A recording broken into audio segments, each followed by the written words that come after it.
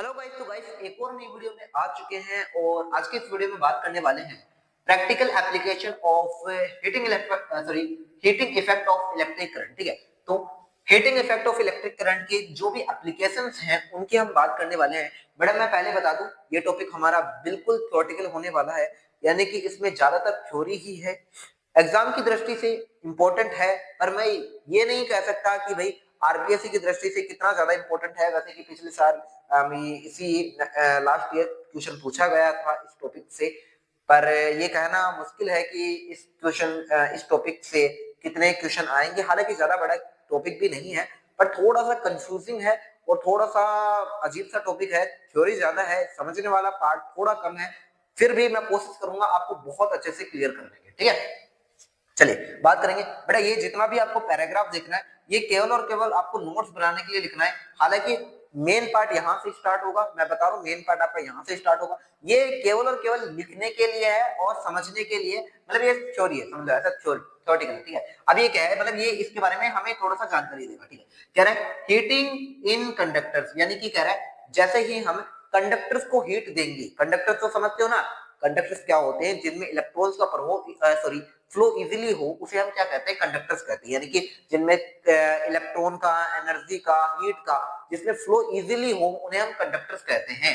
तो कह रहा है कि हीटिंग इन कंडक्टर्स, यानी कंडक्टर के अंदर हीटिंग कैसे होती है उसकी हम बात करने वाले हैं। तो चलिए बात करते हैं।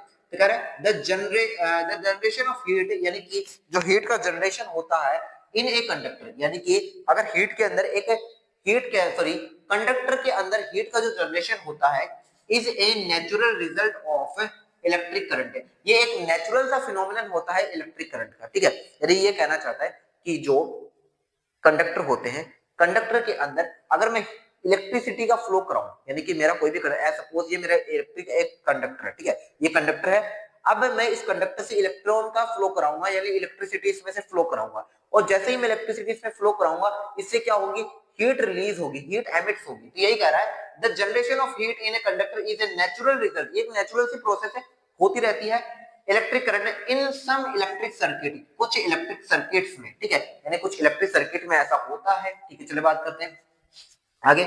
This heating is undesirable. ठीक है, जो इसमें से कुछ हीटिंग होती है वो अनडिजायरेबल होती है, वो हमारे लिए जरूरी नहीं होती। ठीक है, ये हीटिंग हमारे लिए जरूरी नहीं, as it leads to to the loss of useful energy and may damage components by increasing their temperature. अब ये नॉर्मल सी बात क्या कर रहा है, मैं आपको ध्यान से समझाता हूं। तो ये कह रहा है कि अगर मैं किसी भी कंडक्टर को इलेक्ट्रिसिटी दूंगा तो वो हीट करेगा।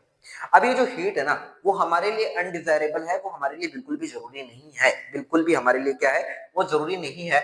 अब ये हीट क्या करती है, ये हीट करती कुछ भी नहीं है। यानी कि हम जो इलेक्ट्रिसिटी देते हैं, जो हीट है वो एनर्जी की होती है। अब ये एनर्जी की फॉर्म में ज्यादातर ये क्या करती है, जो भी कंपोनेंट है उसे गर्म करने का काम करती है, उसे गर्म करने का काम करती है। यानी जो हीट है वो क्या करती है, उस कंडक्टर को गर्म करने का काम करती है और गर्म करके उसे डैमेज कर सकती है। तो यही कह रहा है कि इन सब इलेक्ट्रिक सर्किट से द हीटिंग इज अनडिजायरेबल होती है, leads to the loss of useful energy. तो ये कह रहा है लीड्स करते हैं लॉस ऑफ यूजफुल एनर्जी, यानी कि जो यूजफुल एनर्जी है उसका लॉस करती है। यानी कि जो इलेक्ट्रिसिटी है, इलेक्ट्रिसिटी से हमारी हीट जनरेट हुई है। तो इलेक्ट्रिसिटी एक तरह की एनर्जी तो है, इलेक्ट्रिसिटी की बेटा एक तरह की एनर्जी होती है। और ये जो एनर्जी है वो हीट की फॉर्म में कन्वर्ट हो रही है, हीट की फॉर्म में कन्वर्ट हो रही है। लेकिन इस हीट का तो हमें कोई काम ही नहीं है ना, इस हीट से हमें कोई मतलब ही नहीं है। हमें तो हमारा काम करना है, हमें तो इलेक्ट्रिसिटी से एज सपोज हमें बल्ब जलाना है। अब बल्ब हमें किस लिए चाहिए, लाइट के लिए चाहिए। तो फालतू की हीट हमें क्यों चाहिए। तो इस हीट से क्या होता है, ये गर्म होना स्टार्ट हो जाता है। तो और इससे क्या होता है, जो प्रोडक्ट है, जो भी हमारे इंस्ट्रूमेंट्स हैं, जो भी हमारे कंपोनेंट्स हैं, वो हमारे क्या होना है, डैमेज होना स्टार्ट हो जाते हैं। थ्योरेटिकल पार्ट है। चलो आगे बात करते हैं इंक्रीजिंग देयर टेम्परेचर। चलो हमने यहाँ तक बात कर ली है। ठीक है, आगे बात करें यूजिंग एप्लीकेशन। अब हम इसकी कुछ एप्लीकेशन की बात करते हैं। वापस मैं एक बार समझा देता हूँ। मैं कह रहा हूँ किसी भी ध्यान से, किसी भी कंडक्टर से हमने हीट फ्लो करी। अगर हीट फ्लो करेंगे तो क्या होगा सर, ये गर्म होगा। गर्म करने से क्या होगा, ये डैमेज हो सकता है, क्योंकि हीट क्या करती है, इसकी यानी जो इलेक्ट्रिसिटी है, जो हमने एनर्जी दी है वो हीट की फॉर्म में कन्वर्ट होगी, और ये हीट क्या कर सकती है, डैमेज कर सकती है। नॉर्मल सी बात है, खत्म पानी। ठीक है, यूजफुल क्या एप्लीकेशन इसकी, डिस्पाइट डिसएडवांटेज। अब हमने ये डिसएडवांटेज तो पढ़ लिया भाई, ये क्या है कि इलेक्ट्रिसिटी जैसे ही फ्लो करेंगे तो क्या होगा, डिसएडवांटेज क्या है, डिसएडवांटेज ये है कि गर्म होगा, ऑब्वियस सी बात है, गर्म होगा, हीट रिलीज करेगा, ये हमने पढ़ लिया। लेकिन डिस्पाइट डिसएडवांटेज, इस डिसएडवांटेज के अलावा, यानी ये हीट देने के अलावा, ये जो हीट है, द हीटिंग इफेक्ट इज हांस्ड। बेटा हांस का मतलब होता है उपयोगी है, यूजफुल है, यूजफुल। हांस का मतलब है यूजफुल है in many house hold appliances से। अभी कह रहा है जो heating effect of electric current है, इसका हम कुछ यूजफुल इफेक्ट भी है, कुछ यूजफुल वर्क भी है, वो कौन सा है बात करते हैं। Household appliances such as electric iron, इसका हम इलेक्ट्रिक आयरन में यूज कर सकते हैं, टोस्टर में यूज कर सकते हैं, ओवंस में, केटल्स में, और बहुत सारे heaters, all this on work on Joule's heating law. यानी कि ये मतलब मैं सिंपल भाषा में आपको समझाना चाहूँ, मैं कह रहा हूँ जो heating effect of electric current है, इसका हम बहुत सारे इंस्ट्रूमेंट में यूज कर सकते हैं, as like electric iron, toaster, ovens, इन सारे इंस्ट्रूमेंट में हम heating effect of electric current का यूज कर सकते हैं, जो कि किसकी पालना कर रहा है, all this work on Joule's heating law, जो कि जूल्स हीटिंग लॉ की भी पालना करते हैं, यानी कि इसको भी क्या करते हैं, मानते हैं। ठीक है, ये वाली बात है। अब बेटा यहाँ तक केवल और केवल थ्योरेटिकल पार्ट था। इस थ्योरेटिकल पार्ट में मैं आपको सिंपल सरल भाषा में समझाना चाहूँ तो ये कह रहा है कि अगर हम किसी भी इंस्ट्रूमेंट को, किसी भी कंडक्टर को हम इलेक्ट्रिसिटी देंगे, तो जो यूजफुल एनर्जी है वो हीट की फॉर्म में क्या हो जाएगी, रिलीज हो जाएगी, है ना, हीट की फॉर्म में रिलीज होगी। और ये हीट की फॉर्म में रिलीज होगी तो जो भी कंडक्टर है उसको डैमेज कर सकती है। तो पहली बात ये तो है डिसएडवांटेज कि भाई डैमेज कर सकती है। लेकिन सर एडवांटेज क्या है, एडवांटेज ये जो भी हीट है, इस हीट को हम कुछ यूजफुल वर्क में काम कर सकते हैं, कुछ यूजफुल इंस्ट्रूमेंट्स में हम यूज ले सकते हैं, जैसे कि मैंने आपको बता दी इलेक्ट्रिक आयरन में, टोस्टर में, ओवंस में, तो इन सभी चीजों में हम क्या कर सकते हैं, इसका यूज कर सकते हैं। अब बेटा दो यूजफुल कंपोनेंट्स हैं, सबसे पहला है हमारा इलेक्ट्रिक बल्ब, और दूसरा हम पढ़ेंगे इलेक्ट्रिक फ्यूज। ठीक है, electric bulb and electric fuse, तो इनके बारे में बात करने वाले सब। फर्स्ट ऑफ ऑल गाइस, अब हम बात करने वाले हैं इलेक्ट्रिक बल्ब। ठीक है, तो बेटा इलेक्ट्रिक बल्ब के बारे में जो भी कॉन्सेप्ट है वो आपको मैं एक डायग्राम से समझा देता हूँ, उसके बाद में थ्योरी हम कंप्लीट कर लेंगे। ओके, ठीक है, तो सबसे पहले मैं स्टार्ट कर रहा हूँ एक डायग्राम से। तो बेटा इस डायग्राम को ध्यान से देखते रहना, तो इससे सारे आपके कॉन्सेप्ट पहले ही क्लियर हो जाएंगे। ठीक है, ठीक है, तो बेटा बल्ब में आपने पुराने वाले बल्ब देखे हो, उसके अंदर एक फिलामेंट्स आपने ये देखा होगा। ठीक है, पुराने बल्ब जो 10-20 रुपए के आते हैं, उसमें फिलामेंट आपने देखा होगा। ठीक है, तो बेटा ये क्या होता है, फिलामेंट होता है। ये क्या होता है, फिलामेंट होता है। अब मैं इसको ध्यान से समझाता हूँ। बड़े बल्ब है और बल्ब के अंदर ये फिलामेंट होता है। बड़ा ये फिलामेंट किसका बना होता है, टंगस्टन का बना होता है। ठीक है, टंगस्टन एक मेटल होती है, तो ये उसका बना होता है, TUNGUSTON, टंगस्टन। ठीक है, टंगस्टन की स्पेलिंग, हाँ टंगस्टन। और बेटा टंगस्टन की खासियत ये होती है कि इसका जो मेल्टिंग पॉइंट होता है, MELTING, मेल्टिंग पॉइंट, ठीक है, मेल्टिंग पॉइंट वो बहुत ही ज्यादा हाई होता है। और सर कितना हाई, वो लगभग दे रखा है आपकी बुक में 3380 डिग्री सेल्सियस। ठीक है, अब इसका मतलब क्या है, इसका मतलब ये है कि बेटा जैसे ही मैं इसे किसी किसी इलेक्ट्रिक सप्लायंस से कनेक्ट करूंगा, यानी किसी बैटरी से कनेक्ट करूंगा, ठीक है, मैं किसी बैटरी से कनेक्ट करूंगा, तो ऑब्वियस सी बात है बल्ब जलेगा। क्यों जलेगा, क्योंकि सर इसके अंदर आपने क्या दे दी, इलेक्ट्रिक एनर्जी दे दी। कौन सी एनर्जी दे दी बेटा, इलेक्ट्रिक एनर्जी दे दी, इलेक्ट्रिक एनर्जी। अब ये जो इलेक्ट्रिक एनर्जी है ये कंज्यूम किस में होगी, हीट एनर्जी में, क्योंकि ये इलेक्ट्रिक एनर्जी जाकर इस फिलामेंट को जलाएगी। ठीक है, जलाएगी, ये फिलामेंट को जलाएगी। जलाने से होगा क्या, इसके अंदर से रोशनी निकलेगी। अब बेटा एक बात याद रखना कि अगर मान लो आपने 100% इलेक्ट्रिक एनर्जी दी है, तो उसमें से 20% पार्ट ही क्या होता है, 20% पार्ट ही इसकी लाइट में कन्वर्ट होता है, और बाकी का बचा हुआ 80% पार्ट वो किस में कन्वर्ट हो जाता है, वो हीट में कन्वर्ट हो जाता है। ठीक है, वो किस में कन्वर्ट हो जाता है, वो हीट में कन्वर्ट हो जाता है। अब दूसरी बात, अब बेटा इसके अंदर कुछ गैसेस भरी होती हैं, लाइक नाइट्रोजन, ऑर्गन। ठीक है, नाइट्रोजन ऑर्गन। अब बेटा ये क्या करती है, ये बर्निंग से बचाती है। क्या करती है, बर्निंग से बचाती है।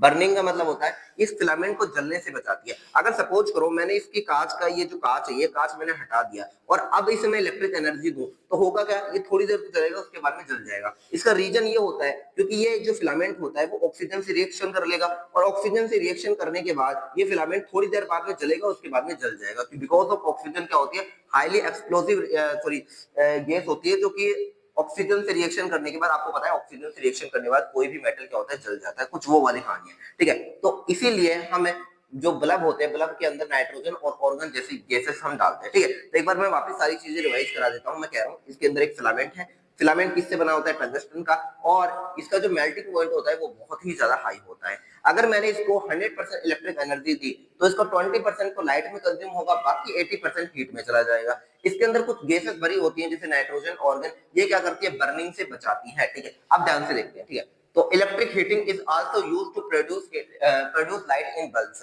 यानी कि जो इलेक्ट्रिक हीटिंग है उसका यूज हम लाइट बल्ब्स को जलाने के लिए अंदर करते हैं। फिर दूसरी बात कह रहा है the filament typically tungsten melting point है 3380। ये कह रहा है जो फिलामेंट है उसका मेल्टिंग पॉइंट है लगभग 3380 होता है। अच्छा, फिर कह रहा है must be able to withstand high temperature. कह रहा है जो फिलामेंट कुछ इस तरह से बना होता है कि बहुत ही हाई टेम्परेचर पर सर्वाइव कर जाता है, बिकमिंग वेरी हॉट, बहुत ही ज्यादा गर्म हो जाता है, एमिट लाइट को एमिट करता है, बाहर निकालता है, बट नॉट मेल्टिंग, और मेल्ट नहीं होता। ठीक है, जो मैंने आपको बात बताई। ठीक है, filament is kept inside in insulating glass bulb with chemically inert gas. ये कह रहा है कि जो बल्ब होता है, फिलामेंट जिस बल्ब के अंदर होता है उस बल्ब के अंदर केमिकली इनर्ट गैस होती है, लाइक ऑर्गन और नाइट्रोजन और ऑर्गन जैसी गैसेस होती हैं जो क्या करती है, प्रिवेंट बर्निंग। किससे करती है, बर्निंग से बचाती है। ठीक है, यहां तक हो गया।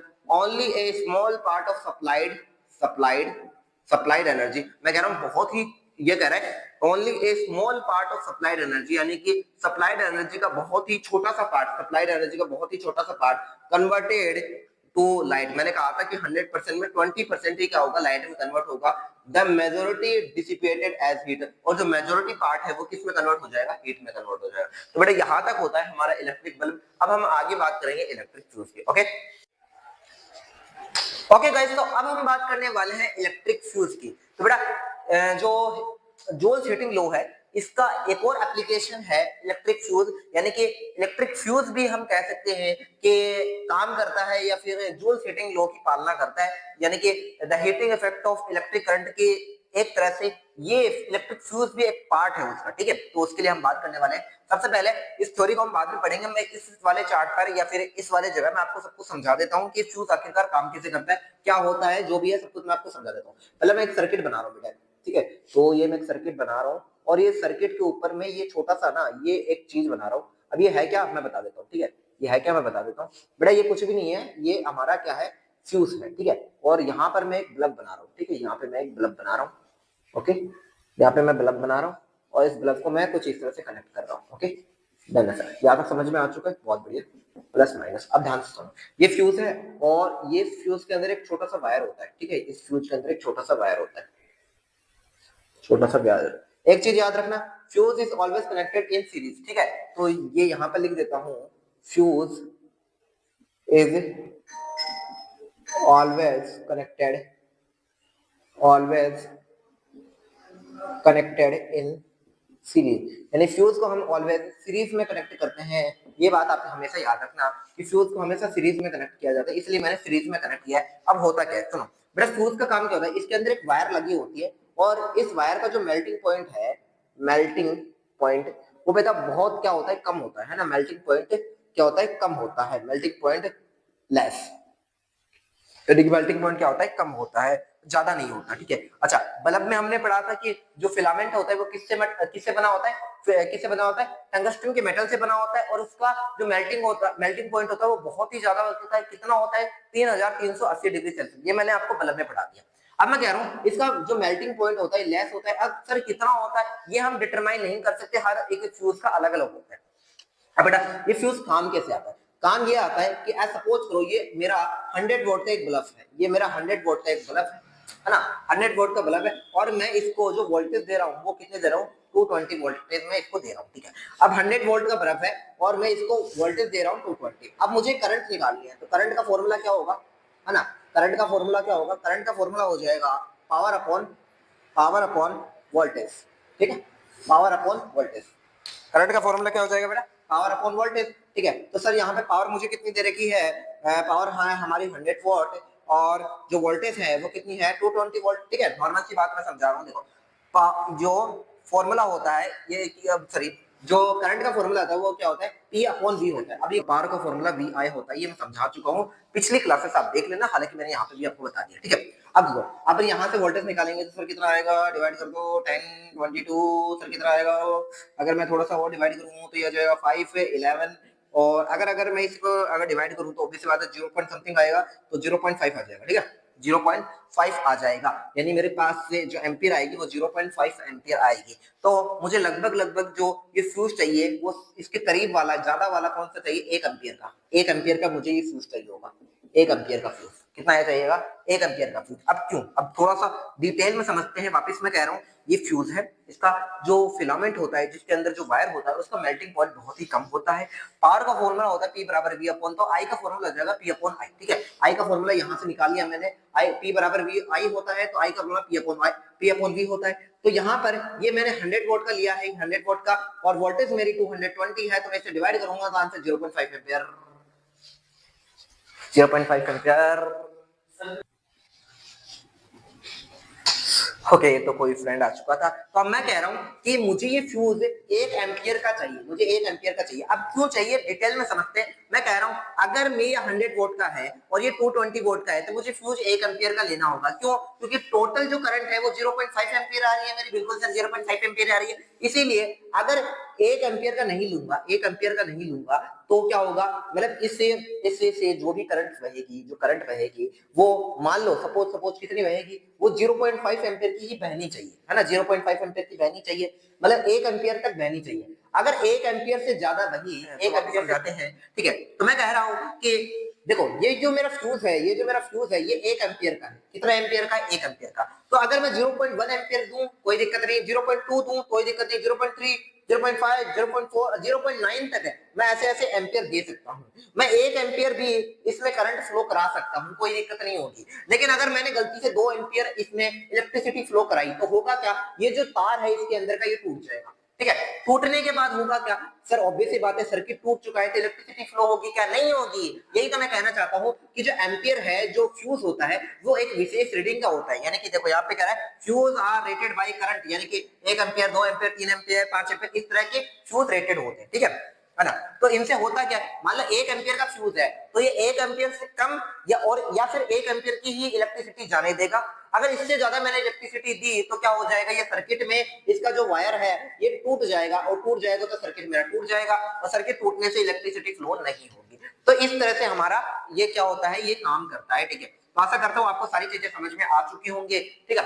दो एक बार मैं सारी चीजें समझा देता हूँ। बोला Joule heating is also used electric fuse to protect devices from excessive current. ये कह रहा है कि अगर बहुत ज्यादा इलेक्ट्रिसिटी आ गई, एक्सेसिव करंट आ गई, तो जो इलेक्ट्रिक फ्यूज होते हैं, वो जो डिवाइसेस होते हैं, उनको प्रिवेंट करने का, बचाने का काम करते हैं, प्रोटेक्ट करने का काम करते हैं। पहली बात हो गई, ठीक है। दूसरी बात आओ, ए फ्यूज है यार, A fuse is a wire of suitable melting point resistance placed in series electric circuit. ये कह रहा है फ्यूज एक तरह का वायर होता है, एक तरह का वायर ही होता है जिसका मेल्टिंग पॉइंट बहुत कम होता है और सुटेबल रेजिस्टेंस होता है, मतलब एक जो रेजिस्टेंस होता है वो सुटेबल होता है, प्लेस्ड इन सीरीज, जिसे हम सीरीज में लगाते हैं, मैंने बात कर ली सीरीज में लगाते हैं विद इलेक्ट्रिक सर्किट के। पहले ये बात भी हो गई।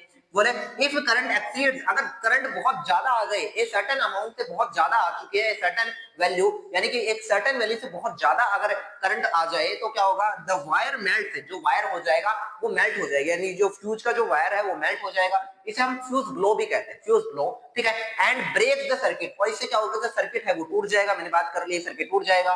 एंड प्रिवेंटिंग डैमेज, और इससे क्या हो जाएगा, डैमेज से बचाया जा सकता है। ओके ठीक है। फिर आगे कह रहा है फ्यूज आर रेटेड बाय, ये मैंने बता दिया, फ्यूज को हम इस तरह से रेट करते हैं, 1 एम्पियर का, 2 एम्पियर का, 3 एम्पियर का, ये फ्यूज हमें कहते हैं, ठीक है। आगे चलो example, a device rated 1000 volt, एक डिवाइस है जिसका 1000 वोल्ट है, यानी इसकी जो पावर है 1000 वोल्ट और 220, तो जो करंट होगी वो कितनी चाहिएगी 4.5 वोल्ट। तो इसी के लिए मुझे क्या होना चाहिएगा, मुझे 5 एम्पीयर का फ्यूज चाहिएगा। Thus A 5 ampere fuse should be used, क्योंकि 5 एम्पीयर है, इसका मतलब है कि 5 एम्पीयर से कम की करंट और या फिर 5 एम्पीयर की करंट फ्लो हो सकती है, इससे ज्यादा की नहीं होगी। इससे ज्यादा की करने पर क्या होगा, जो फ्यूज का जो वायर है वो क्या हो जाएगा, मेल्ट हो जाएगा, टूट जाएगा और सर्किट हमारा टूट जाएगा। तो ये हमारा पॉइंट था इलेक्ट्रिक फ्यूज का। ओके, अब हम बात करने वाले हैं इलेक्ट्रिक पावर की। ओके, तो गाइस अब हम बात करने वाले हैं इलेक्ट्रिक पावर की, और यहां से हमारा लास्ट पोर्शन खत्म हो जाता है। उसके बाद में हमारे ये चैप्टर बिल्कुल एंड हो जाएगा। सारे के सारे टॉपिक्स मैंने बहुत डिटेल में आपको पढ़ा दिए, बहुत ही इंटरेस्टिंग तरीके से पढ़ा दिए। अगर वीडियो जो भी है मैं ये बोलता नहीं, सॉरी मुझे अच्छा नहीं लगता, ठीक है। तो अब ये कह रहा है कि सबसे पहले इलेक्ट्रिक पावर होती क्या है मैं बता दूं। बेटा पावर का जनरल फॉर्मूला आपको पता होना चाहिए। पावर का जनरल फॉर्मूला होता है, जनरल फॉर्मूला होता है, ठीक है, पावर का जनरल फॉर्मूला होता है W, sorry work upon time है ना, मुझे वर्क अपॉन टाइम, ठीक है, वर्क अपॉन टाइम। तो ये पावर का जनरल फॉर्मूला होता है। तो वर्क को मैं W से लिख रहा हूँ, है ना, और टाइम को मैं T से लिख रहा हूँ। ओके, तो ये पावर का जनरल फॉर्मूला होता है। अभी मैं इसे इलेक्ट्रिसिटी के टर्म में लेके आऊंगा। तो सबसे पहले मुझे W की फॉर्मेट निकालनी है, W की वैल्यू। तो W की वैल्यू मैं निकाल सकता हूँ मेरे पोटेंशियल फॉर्मूले से, यानी कि पोटेंशियल डिफरेंस वाले फॉर्मूले, इलेक्ट्रिक पोटेंशियल से। तो V बराबर होता है हमारा W अपॉन Q। सर ये कहां से हुआ, ये मैंने आपको पढ़ा दिया है। तो यहां से मैं W का फॉर्मूला निकालूं तो W का फॉर्मूला आ जाएगा VQ, ठीक है। अभी थोड़ी देर पहले मैं जो बता रहा था वो यही कॉन्सेप्ट है। V बराबर W अपॉन Q होता है, W की वैल्यू निकाले तो VQ होता है, ठीक है।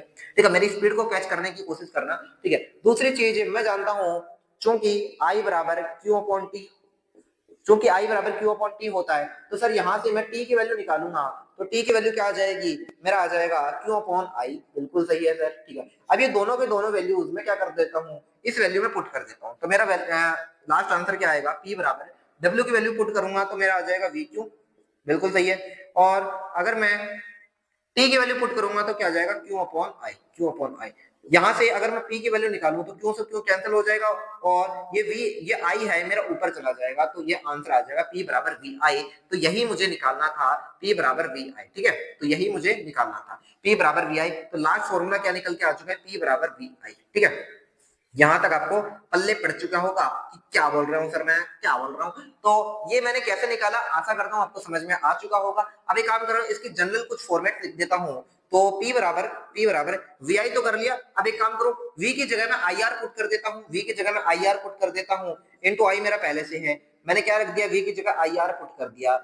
कहां से सर, ओम्स लॉ से, आपको पता है। तो आंसर क्या आएगा sir, I into I square R आ जाएगा। तो ये मेरा दूसरा फॉर्मूला आ चुका है, P की जगह मैंने ये पुट कर दिया, ठीक है। तो ये मेरा दूसरा फॉर्मूला आ चुका है। मैं यहाँ पे एरो लगा देता हूँ, डैश लगा देता हूँ, जो मेरा नया फॉर्मूला है। अच्छा, एक फॉर्मूला ये बन चुका है। अब एक काम करते हैं, हम I की वैल्यू हम एक और पुट कर सकते हैं ना सर, यहाँ से P बराबर V का V रहेगा, I की वैल्यू यहाँ से क्या पुट कर देता हूँ, I की वैल्यू अगर यहाँ से I की वैल्यू निकालो, I की वैल्यू आई जी की V अपॉन R। देखो देखो यहाँ से ध्यान से देखो, ध्यान से देखो नमूना, अरे नमूना ध्यान से देखो कि अगर मैं यहाँ I की वैल्यू निकालूं तो V अपॉन R आ जाएगा। अरे गुणा गुणा में मतलब सॉरी गुणा है भाग में भेज दो, मल्टीप्लाई है डिवाइड में भेज दो, मल्टीप्लाई है डिवाइड में भेज दो नालायको, ठीक है। तो I की वैल्यू V अपॉन R, तो यहाँ से I की वैल्यू मैं रख देता हूँ V अपॉन R।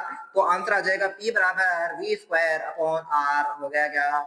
तो इस तरह से मेरे तीन तीन फॉर्मूले आ चुके हैं पावर के। तो पावर का फर्स्ट फॉर्मूला P बराबर VI, सेकंड फॉर्मूला P बराबर I R स्क्वायर, ठीक है। ये मैं इसको डब्बे में बंद कर देता हूँ। तो ये जो मेन फॉर्मूले हैं ये सब मैंने आपके सामने लिखनी है बेटा, तो इनको ढंग से याद कर लेना, ठीक है ना, ठीक है। तो इनको ढंग से याद कर लेना। तो पावर का फर्स्ट फॉर्मूला P बराबर VI, पावर का second formula P equal to I square R, और पावर का थर्ड फॉर्मूला है P equal to V square upon R। तो ये पावर के बहुत सारे फॉर्मूले हैं, कई बार ये फॉर्मूला डायरेक्टली पूछे जा सकते हैं, ठीक है। तो इन फॉर्मूलों को याद रख लेना। ओके सर, तो ये हो गया हमारा, ठीक है। अच्छा, पावर की ऐसा यूनिट की बात कर लेता हूं मैं, इस साइड लिख देता हूं SI यूनिट। तो पावर की ऐसा यूनिट होती है वॉट, WATT वॉट, जिसे हम कैपिटल W से भी रिप्रेजेंट करते हैं। तो बेटा ये याद रख लेना, ठीक है। तो पावर की ऐसा यूनिट ये होती है, ठीक है। नॉर्मल यूनिट आप निकाल सकते हैं, नॉर्मल यूनिट क्या होगी भाई, जूल पर सेकंड, जूल पर सेकंड। तो ये मेरी नॉर्मल यूनिट है, तो नॉर्मल यूनिट भी आप निकाल सकते हैं, ठीक है। तो ये सारे पावर के फॉर्मूले मैंने डिराइव करके आपको डिराइव करके मैंने बता दिया। अब हमारा वन चीज आती है कि 1 वॉट क्या होता है। 1 वॉट कुछ भी नहीं होता, पावर का फॉर्मूला हमारा क्या है, P बराबर VI, P बराबर V इंटू I, बिल्कुल सही है। तो एक काम कर लो आप, वोल्टेज है, वोल्टेज को 1 ले लो, 1 वोल्ट ले लो, 1 वोल्ट ले ली मैंने। और करंट है, करंट को क्या ले लो 1 एम्पियर ले लो, 1 एम्पियर ले लो। अगर वोल्टेज को 1 वोल्ट ले लोगे और करंट को 1 एम्पियर ले लोगे तो हमारा जो पावर आएगी वो कितना आएगा 1 वोल्ट आएगा। यही मैं कहना चाहता हूँ कि जो पावर आएगी वो 1 वोल्ट सॉरी 1 वोल्ट आएगी। तो ये आपको याद रखना है। अच्छा, एक चीज आपको जरूर याद रखनी है, वो होता है 1 किलोवाट कि 1 किलोवाट। थोड़ी अदर यूनिट है, अदर यूनिट याद रख लेना, अदर यूनिट। तो अदर यूनिट है 1 किलोवाट। तो बेटा 1 किलोवाट में कितने वोट होते हैं, तो पूछा जा सकता है 1 किलोवाट में 1000 वोट होते हैं। तो ये भी आप याद रख लेना, वोट पावर का मात्रक होता है। वापस कह रहा हूँ, वोट पावर की एसआई यूनिट होती है, ये याद रख लेना। ठीक है, अब पूछा जा सकता है 1 किलोवाट घंटा कितना होता है, 1 किलोवाट आवर कितना होता है, आवर कितना होता है। ठीक है, तो standard commercial unit of energy, यानी ये स्टैंडर्ड कमर्शियल यूनिट है। कमर्शियल का मतलब है घरों में जो यूज होने वाली जो स्टैंडर्ड यूनिट होती है उसे हम कहते हैं, और इसे सामान्यतः यूनिट भी कहा जाता है। क्या कहा जाता है, यूनिट। 1 unit, 2 unit. आपने सुना होगा कि जो घरों में जो बिजली होती है ना, हाउस होल्ड में जो बिजली होती है या फिर इलेक्ट्रिसिटी होती है, उसको मेजर करने के लिए हम यूनिट का यूज कर लेते हैं, 1 यूनिट 2 यूनिट। तो वो यूनिट किस में मापी जाती है, किलोवाट में मापी जाती है। अच्छा, तो याद रख लेना 1 किलोवाट घंटा ये किसके इक्वल होता है बेटा, 1 किलोवाट किसके इक्वल होगा सर, 1000 वोट के इक्वल होगा। बिल्कुल सही है। और घंटा, एक घंटे में कितने सेकंड होते हैं, 3600 सेकंड होते हैं, ये याद रख लेना। एक घंटे में कितने सेकंड होते हैं, 3600 सेकंड। तो 1 किलोवाट अब 1000 इसको मल्टीप्लाई कर लो सर, कितना आ जाएगा, देखो 36 को इससे मल्टीप्लाई करूंगा 36 आएगा, 36 आएगा। मल्टीप्लाई करो 1 2 3 4 5, 5 आएगा। ये कितना आ गया, 5 आएगा। 10 to the power 5 into watt into second. ठीक है, अब ध्यान रखना 1 किलोवाट बराबर कितना आ चुका है नालायको, 1 किलोवाट बराबर। अच्छा, अगर मैं यहाँ से पॉइंट है, यहाँ इस पॉइंट को अगर पीछे भेजूं तो 3.6 से, तो ये आ जाएगा 10 टू द पावर 6। ठीक है, अब ये कैसे किया, ये क्लास 8 में पढ़ाया जाता है। प्लीज बेसिक सीख के आए। वॉट इंटू सेकंड, ये आंसर आ चुका है, इसे हम जूल कह देंगे। वॉट इंटू सेकंड में कोष्टक लिख देता हूँ, joule is equal to watt into second, watt into second. आप प्लीज आप ये मत पूछिएगा सर वॉट इनटू सेकंड कैसे हुआ, ये थोड़ा सा आप खुद दिमाग लगाइए क्या कि जूल बराबर वॉट इनटू सेकंड कैसे हुआ, ये थोड़ा सा आप थोड़ा दिमाग लगा लीजिएगा। मैं बता दूं, वैसे आप क्या दिमाग लगाएंगे, W इक्वल टू टी होता है ना, या W की वैल्यू निकालो यार। W की वैल्यू क्या है, P इनटू टी। देखो P की वैल्यू क्या है, वॉट होती है, और T की वैल्यू क्या होती है, सेकंड होती है। और G किस में होता है, जूल में होता है। Joule equal to watt into second. मुझे पता था आप नहीं कर पाओगे। तो बेटा ये थे हमारे इलेक्ट्रिक पावर, और यहाँ तक हमारा सारा का सारा पोर्शन खत्म हो जाता है इलेक्ट्रिक पावर का, या फिर कह सकते हो इलेक्ट्रिसिटी वाले चैप्टर का। ओके, मिलते हैं नेक्स्ट वीडियो में।